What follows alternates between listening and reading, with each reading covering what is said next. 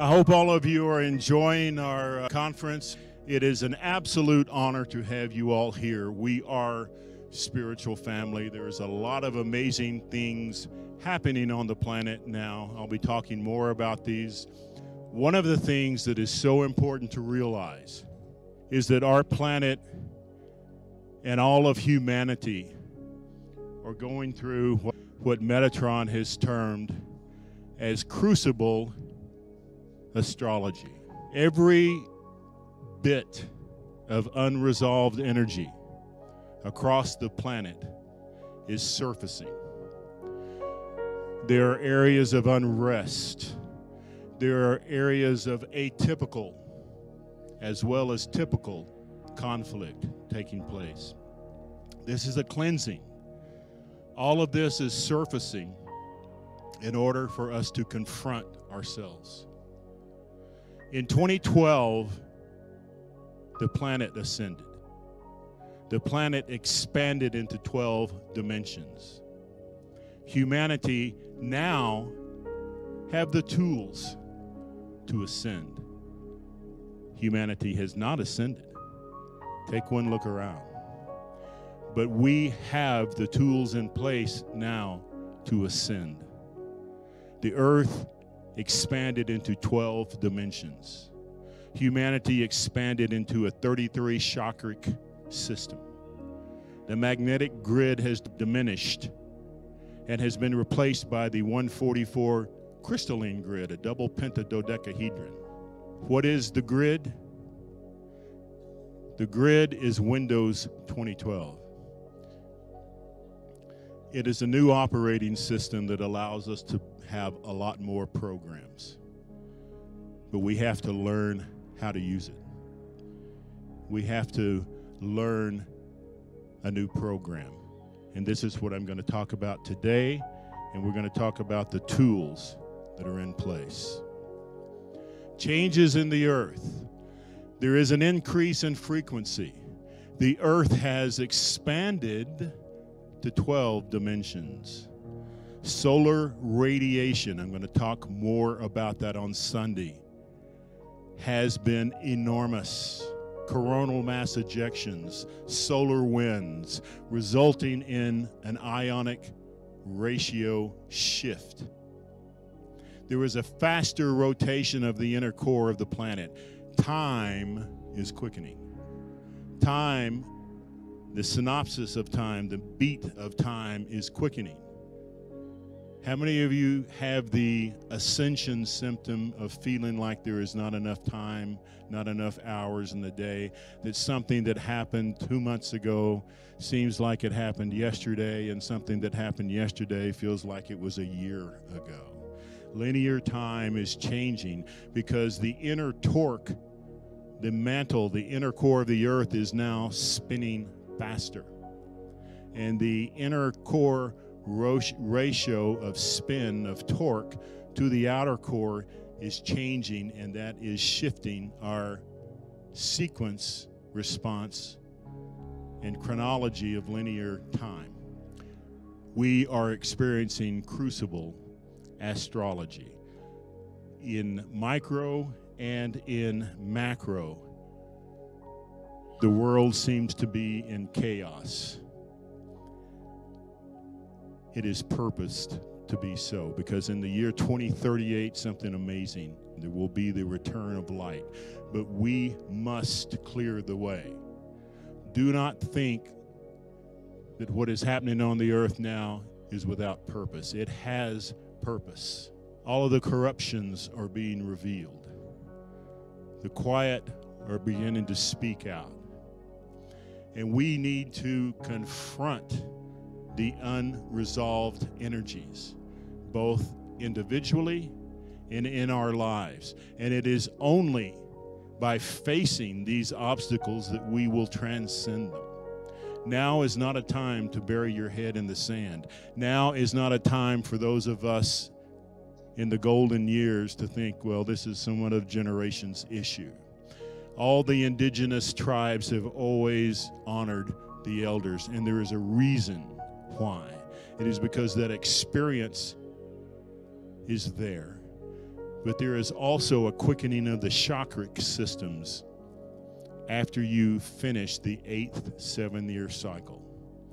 Buddhism has always taught this. As you get past the second Saturn return, your year of 56 to 58, there is a alignment that allows you a greater access not only to wisdom but to the ability to manifest.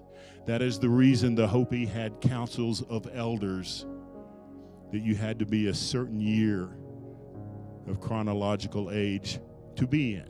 And that was given earlier from Buddhism. People above the 8th year, the 8th, 7th year cycle that have the ability to manifest more quickly. The Rand Corporation gathered together 750 people. How many of you are aware of the Rand Corporation, the think tank? They are highly, highly credible. They did a test with 750 people to meditate together toward lessening crime in 3 targeted cities for over 6 months. Crime was dramatically reduced. Thought and belief can change reality. You have a role in co-creating the new earth, but there are responsibilities of understanding how we do this. I will talk more about the ionic ratio shift as we move forward, but that is very important to understand. In the ionic shift, thought is manifested more rapidly, but that is a double-edged sword, because now you must be the wise steward of your thoughts.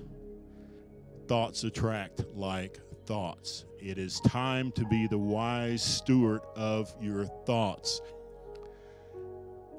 What is the ionic shift? The billions and billions and billions of tons of anionically charged nitrogen that coronal mass ejections are bringing into our planet has shifted the background ratio, which according to Dr. Bernice Barlow was originally 5 to 3 cationic to anionic. Coronal mass ejection is shifting it to a 6 to 1 ratio. Studies conducted in California at a university institute 20 years ago were dedicated to studying anionic ratios on the human brain. And they found that when they achieved the 6 to 1 ratio, people began, according to their terms, hallucinating, having experiences outside the norm. And so the university concluded that's it. All of these psychic, vision, astral travel episodes, all of these alien abduction episodes are simply brain chemistry.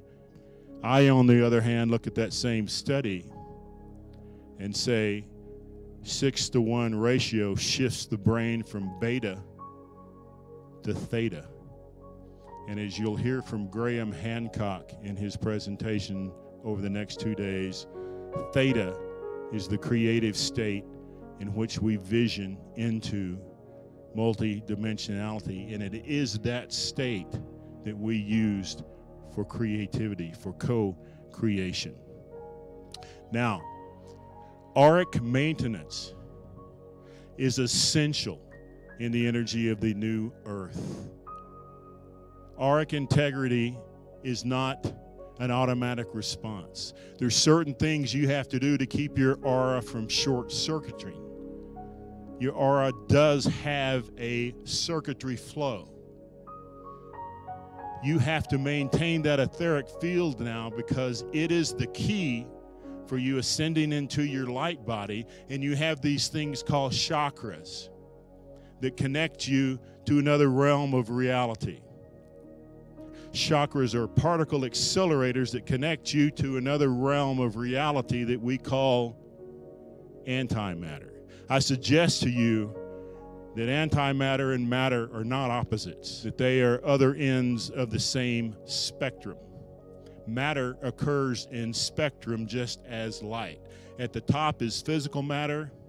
And at the bottom is antimatter. Matter occurs in spectrums. There is no way, I suggest to you, that antimatter and matter could ever annihilate one another, because they'll never meet.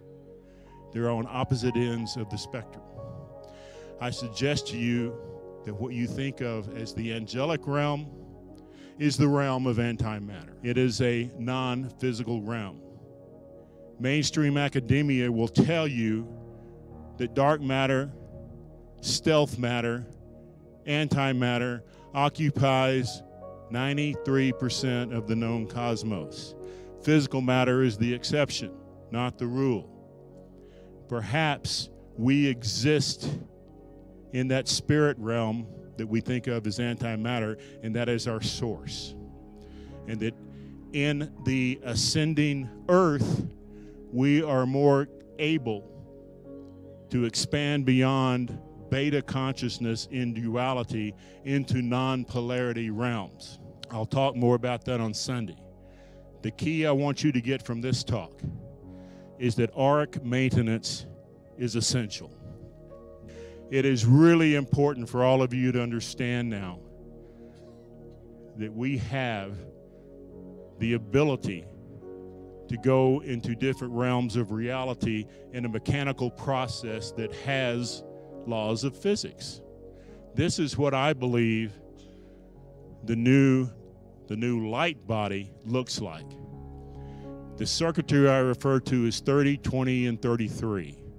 You now have 12 physical chakras corresponding to 12 strands of DNA, and when they all come in together, they form the 13th. You have 20 etheric chakras. 13 and 20 is the 33. So the chakra circuitry is 13, 20, 33. Auric integrity is essential in the new paradigm. No one ever teaches humans how to maintain their aura anymore. It was taught in earlier times. A lot of people today have referenced the golden age of Lemuria.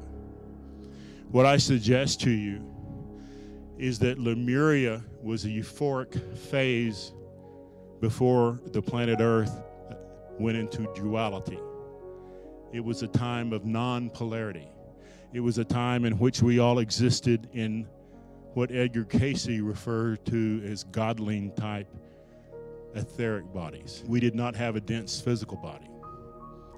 The Earth shifted into the university of duality with the fall of the firmament, and all of us deciding to take the credentialed course of mastering duality. We are not in the earth plane as a punishment.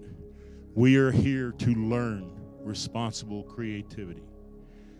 And everything that we see and do is a purposed illusion. A purposed illusion. But if it did not feel real, we wouldn't learn. It is very real while you are in duality. But opposites do not exist above duality in non-polar planes. But we must, in this final phase of mastering duality, learn how to handle frequency upshift, understand what is happening with solar radiation, dimensional expansion, and as I mentioned, crucible astrology, which is the surfacing of all unresolved energies, and soul defragmentation. The ability to co-create is lessened, is diminished if your auric body is leaking. Just like a leaking tire is going to give you a flat at some point, it's going to short circuit your ability to carry that tremendous amount of energy that you must now learn to carry in the auric field. Does everyone understand what I'm talking about? Does this make sense? So I want to talk a little bit about the auric field. It is encased in a sheath, and there are certain things that fracture it. When your auric field is open, you bleed energy. You're less capable of manifestation. You're more easily fatigued and prone to overreactions. You become delusional, unclear, erroneous thinking. How many New Age teachers and New Age people have you met that become so airy-fairy that they lose their grounding? Their feet goes off the ground, they get ego imbalanced. They'll tell you that I'm the guru, I'm the only one that can do this, I'm the reincarnation of Jesus, and I'm here to help you. And that is it's not an evil thing, it's when you become delusional because you lose your ground. There are people that will tell you that 3D is going to go away, that maybe 3D is not good. Edgar Cayce says 3D is the testing ground. We are here to test out what we learn in 3D. So as you become a master of metaphysics, it's important that you don't float off into airy-fairy, rose-colored glasses ideas where you can no longer relate to your fellow humans in 3D. You are here to master 3D, and you now are given more tools in multidimensionality, but you still must keep your feet on the ground and learn to relate to one another. Don't become so off in space that you can't understand what's happening in the 3D aspect. And there are important things to realize in 3D that I'm going to talk about now, but you have to maintain this auric field to not become delusional, to not fall into disease or imbalance, to avoid downward spirals, the blue funk, the ascension symptoms, the idea that you reach a certain age and everything's done. You are in one of the most important phases of your life after the 8th, 7th year cycle that you'll ever go through. And humanity are reaching greater periods of longevity to where living into the 100s will be the norm in less than 2 decades. Emotional lows must be avoided. They will take you into apathy and depression. In depression, how many of you understand that anger will shatter your auric field? Do you understand that? Casey said that anger puts out a chemical in the brain that causes disease. You know what else does that? Depression. At its root core, depression and fear are the same thing, and fear is the great destroyer. When your auric field is open, you will be subject to attachments. When I did my 7 vision quests, I was taken to Tecate, Mexico, to the Yaqui reservation, and I was still a novice. How many of you read the Carlos Castaneda books? Raise your hand. There is a shaman mentioned in that book called Don Gennaro. I met Don Gennaro on the Yaqui reservation after I had completed a 5-day vision quest. He was in his 80s. He looked like he was a 40-year-old man. He was on his 5th wife, and his wife looked like she had 4 or 5 kids running. He was an incredible man. But he was a wizard as opposed to a spiritual person. And there are ways you can develop psychic powers that are not spiritual. And that is what I found with some of the Yaqui, is that they were wizards, but they were not spiritual beings. And so I was sitting there in his yard with Yellowbird. Yellowbird didn't speak a word of Spanish. Don Gennaro didn't speak a word of English. They had both come back on a tour from Australia. And I lived in South America 9 years, so I thought I was going to be the interpreter. But Yellowbird would speak to Gennaro in English, and he would answer back in Spanish with the perfect answer. And that went back and forth. It was very, very interesting. But after I'd been there about 10 minutes, Don Gennaro started attacking me on a psychic level. He sent energy balls into my chakra, into my solar plexus, which is where people attack you. And it made me sick. It made me sick. And it took me a couple of months to get over it. And it took me a few years to realize that he was just testing me to see if I knew how to defend myself. And I didn't at that time. But what it taught me in retrospect is the importance of maintaining a sealed aura. That if your aura is bleeding energy, and if it's open, You don't need a Don Gennaro who is a master wizard to send a fireball to make you sick. If you have a colleague at work that doesn't like you, that is jealous of you, they speak a negative thought in this new energy and send it right towards you. And if your solar plexus is open, if your auric field is open, it will attach and it will take energy from you. I lived in Africa for 7 years. I lived in South America for 9 years. I worked as an engineer and geologist for the same company for 33 years. After 20 years, I got into management of an international corporation. I worked for a French company, and Americans weren't particularly popular outside the United States, and I spent 33 years working outside the United States. When I got to that level, I met the real masters of psychic attack. Corporate people who operated by kings running kingdoms and would crush you for whatever reason. And I interestingly discovered that their mechanisms of working were very similar to the voodoo practitioners that were in Africa. So what can fracture the aura? Destructive emotions, impassioned negative conflict, energy differentials.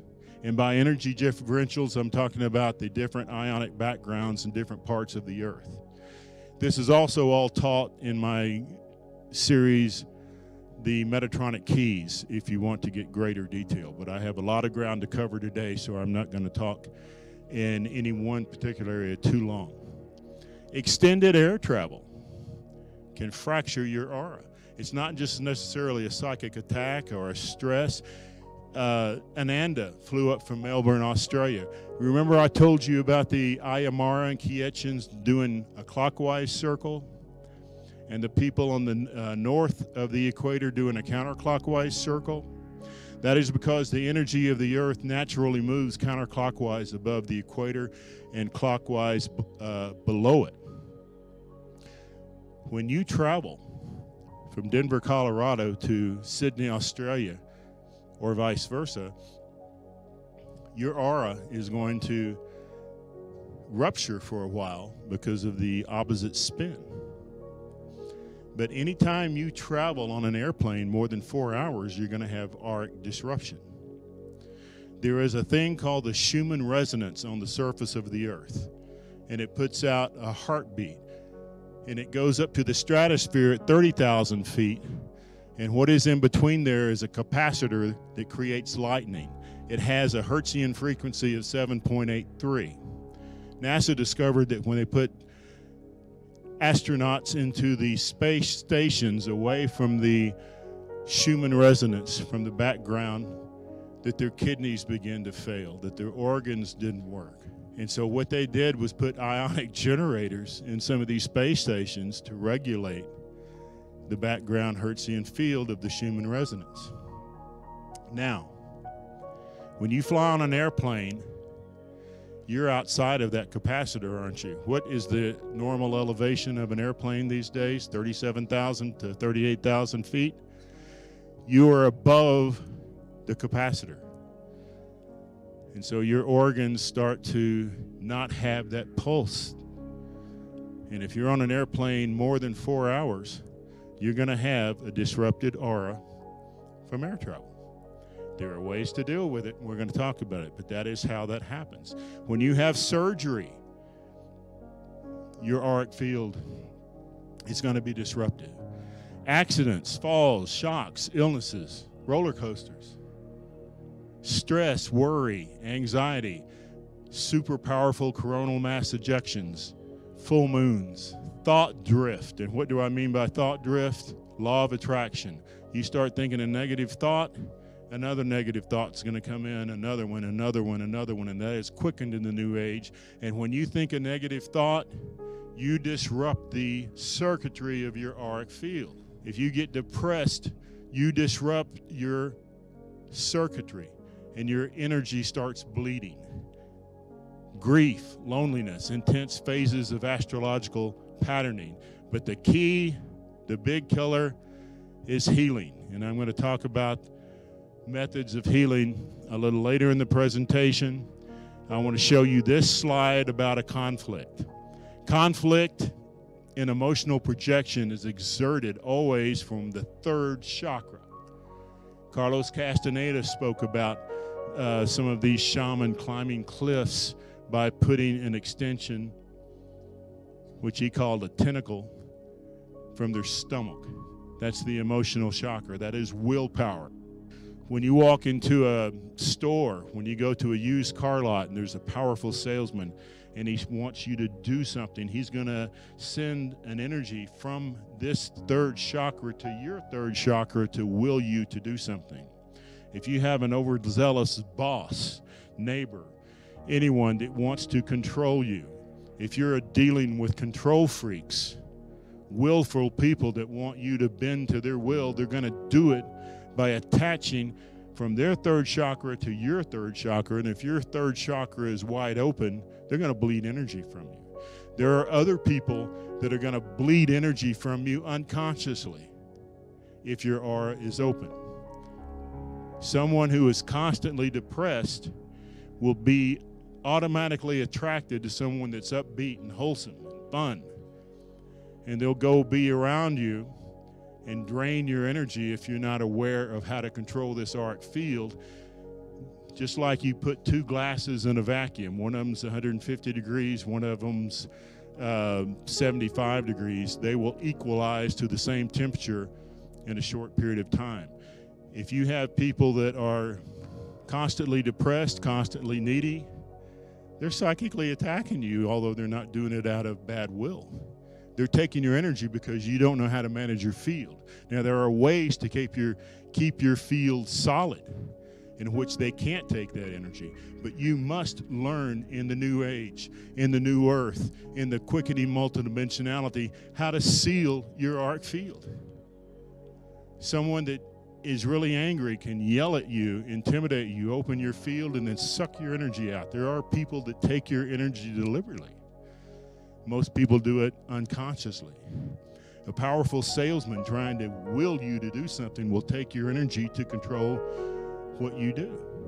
They want you to buy this car. They're not doing it out of maliciousness, but they are still attaching.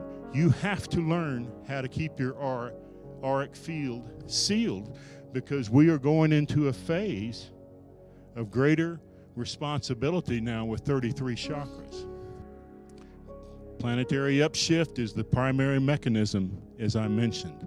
And you have to understand, light attracts bugs. The more positive an energy you become, the more the negative is attracted to it. And this occurs not only in science and in magnetics, but in spirituality and metaphysics. So strength and an intact aura are essential. The energetic pull of collated group energy is a factor. If you get associated to a certain group, a certain orthodox religious group, and try to break away, they will, on a psychic level, attack you for breaking away. There are even certain yogic groups that practice mind control. Religious groups that practice mind control. Political groups that have an unconscious energy field that will try to prevent you from breaking away. So these are just some of the things that I'm saying can happen that require you to be aware of the necessity to maintain an auric field to prevent your energy from being bled and to allow you to have the ability to co-create. Now, what is the great destroyer? Fear. In 1990, I was living in Africa, and a coup d'etat took place.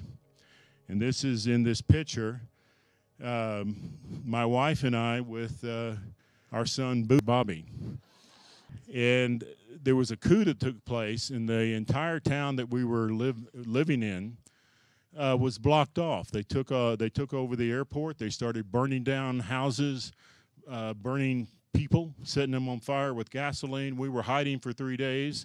And then the French Foreign Legion parachuted in and saved our lives. And what I noticed during those 3 days is that the expatriate community that was there, some of them went into an absolute blind panic in which they were just willing to quit, willing not to fight back. And some of the ones that completely surrendered their will never really overcome it. It was traumatic stress like a lot of soldiers experience, except it had occurred in over a 5-day event. But they reached such a depth of fear that they were unable to recollect their aura after that for months and years. Other people fought, and those were the ones that came back.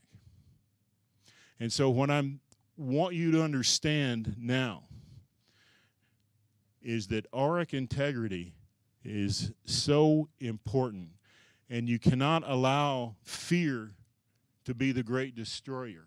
Now, there are many people in metaphysics that if someone steps on their foot, they'll apologize for their foot being there. And that's not the answer either. You have to stand in your truth. You have to learn how to be able to protect your own field. Edgar Cayce said that it is wrong to impose your will on others, but it is also wrong to allow other people to control you. And of course, there are certain exceptions. A parent needs to be able to give guidance to a child. A supervisor in a company needs to be able to give directions to the employees, but it must be done in the correct way. Fear is the great destroyer. When I worked in India, I was able to see a lot of the Indian snake handlers working with cobras. And I spoke to one of them one time, and I said, "What's the biggest danger?" And he said, "Fear." He said, "The minute you are scared, the snake bites you." An animal will attack you when you put out the vibration of fear. Fear will split open your aura. But you have to also understand that emotional lows will do this as well. So I do a 3-hour presentation on protecting the aura and how to maintain this. But Metatron says this, and listen carefully, please. When the love of power is replaced by the power of love, humanity will make a quantum leap. But, and listen to this, love without strength is incomplete. You cannot master the realm of duality without strength. You are here to learn responsible creatorship. You are in the University of Duality. And there is a professor in the University of Duality, a doctor called Dr. Karma, and he makes house calls. And you will learn through cause and effect. And it will take strength for you to complete this course. Love without strength is incomplete. So I'm going to end today's presentation. I hope you enjoyed it. Thank you.